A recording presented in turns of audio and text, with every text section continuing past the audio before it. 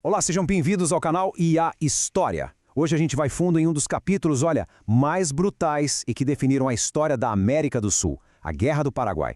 É um conflito que não só redesenhou mapas, mas que literalmente aniquilou uma nação. Então, bora juntos desvendar os fatos, os mitos e as consequências que, acredite, ecoam até hoje. Pois é, a resposta é a Guerra do Paraguai. A gente está falando de um conflito de uma escala, assim, avassaladora.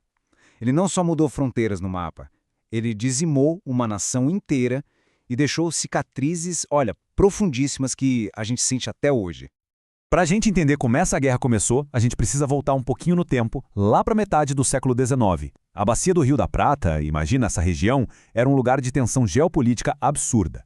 Quem controlasse a navegação dos rios, controlava o comércio, controlava tudo. Era literalmente um barril de pólvora prestes a explodir. E no meio dessa confusão toda, a gente tinha dois lados com ideias completamente opostas. De um lado, o Império do Brasil, com Dom Pedro II querendo ser o chefão da região, sabe? Precisava garantir a livre navegação nos rios para chegar até a província do Mato Grosso, que era super isolada. E do outro lado, o Paraguai de Francisco Solano Lopes, que estava crescendo por conta própria, com um modelo econômico mais fechado, protecionista. Lopes queria que o Paraguai fosse uma terceira força, um contrapeso para o Brasil e para a Argentina. Não tinha como essas duas visões darem certo juntas, né? Então, com esse clima todo, só faltava uma coisinha para tudo explodir. E essa faísca, ela veio do Uruguai. O país estava no meio de uma guerra civil bem complicada entre dois partidos. Os blancos, que eram aliados do Paraguai, e os colorados, que tinham o apoio do Brasil e da Argentina. E aí, o que o Brasil faz? Intervém militarmente para ajudar os colorados a tomar o poder. Foi exatamente o estopim que faltava. A partir daí, a coisa toda escalou numa velocidade impressionante. Solano Lopes olhou para aquilo e pensou, isso é uma ameaça direta a mim. E a reação dele foi imediata. Primeiro, ele captura um navio brasileiro, o Marquês de Olinda. Logo depois, invade a província do Mato Grosso. Mas o grande erro de cálculo dele, o que mudou o jogo, foi invadir a província argentina de Corrientes para tentar atacar o Brasil por lá. Essa jogada acabou unindo os dois maiores vizinhos do Paraguai contra ele. E pronto, em maio de 1865, nascia a Tríplice Aliança. E olha só, essa aliança não era só para se defender, não. Eles assinaram um tratado secreto com objetivos bem claros. E o ponto-chave é esse. A guerra só acabaria com a queda do Solano Lopes. E mais, o tratado já previa a partilha de um pedação do território paraguaio entre Brasil e Argentina. Ou seja, a ambição por terras já estava ali, preto no branco, desde o comecinho. Bom, com a guerra declarada e os objetivos já definidos, o que se seguiu foi um horror. O conflito virou, sem exagero, uma máquina de moer carne. Foi uma guerra de desgaste, muito longa, travada em pântanos, em condições terríveis e com um custo humano que é simplesmente assustador de imaginar. Claro, tiveram várias batalhas, mas a gente pode destacar três que foram decisivas. Primeiro, a Batalha Naval do Riachuelo. Ali, a Marinha Brasileira conseguiu uma vitória crucial, que deu aos aliados o controle dos rios. Isso foi fundamental porque, basicamente, isolou o Paraguai. Depois veio Tuiuti. Essa foi a maior e mais sangrenta batalha de campo aberto da guerra. Um verdadeiro massacre, com milhares e milhares de mortos dos dois lados em questão de horas. E por fim, a campanha de Humaitá, que não foi bem uma batalha, mas um cerco longo e desgastante às fortalezas paraguaias. Foi ali que o exército regular de Lopes foi praticamente dizimado. Mas quem eram os soldados que lutavam essa guerra? No Brasil, o governo criou uma campanha de propaganda enorme, a dos voluntários da pátria. A imagem que eles queriam passar era de um povo todo unido defendendo o império.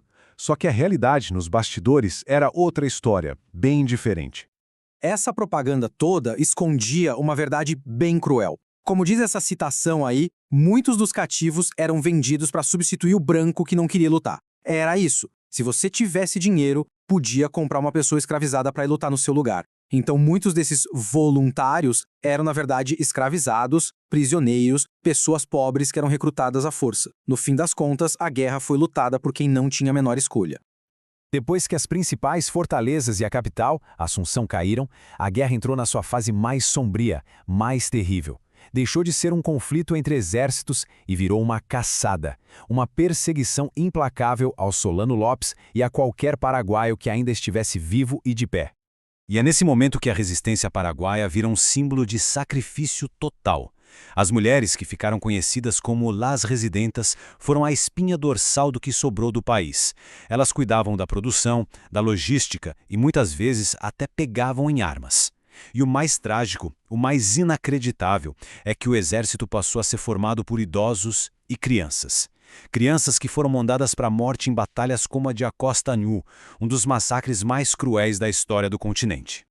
Para a gente ter uma noção do tamanho dessa catástrofe, a gente precisa olhar para os números. É chocante. Antes da guerra começar, em 1864, a população do Paraguai era de mais ou menos 500 mil pessoas.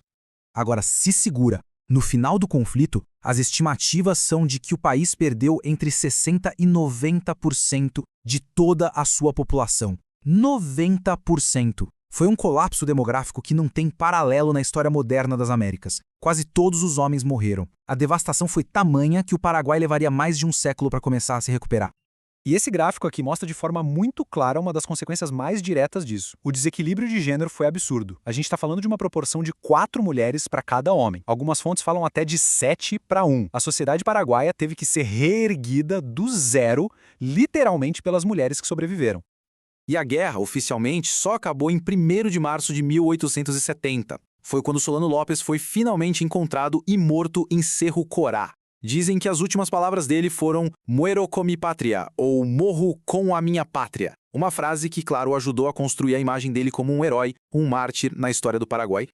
Com o fim da luta armada, começou outro tipo de batalha, a batalha pela memória.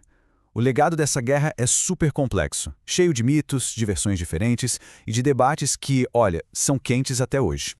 E um dos maiores debates é sobre o papel da Inglaterra.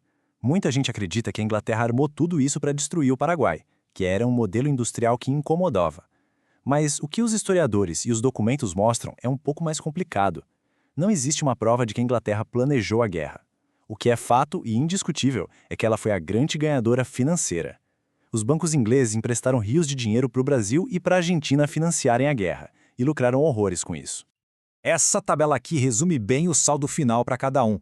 Para o Paraguai foi a devastação total. Perdeu território, a economia foi para o buraco e o país viveu décadas de instabilidade. Já para o Brasil e para a Argentina, a vitória saiu muito, muito cara. Ambos terminaram a guerra com dívidas gigantes com os bancos britânicos. E na política, os efeitos também foram enormes. No Brasil, o exército saiu super fortalecido e isso foi um dos fatores que levou à queda da monarquia anos depois. E na Argentina, a guerra ajudou a fortalecer e consolidar o país como uma nação. E no meio de tanta destruição, alguns símbolos permanecem. Um deles é esse aí, o canhão El Cristiano. Ele era uma peça de artilharia feita de bronze, fundido nas próprias indústrias estatais do Paraguai antes da guerra.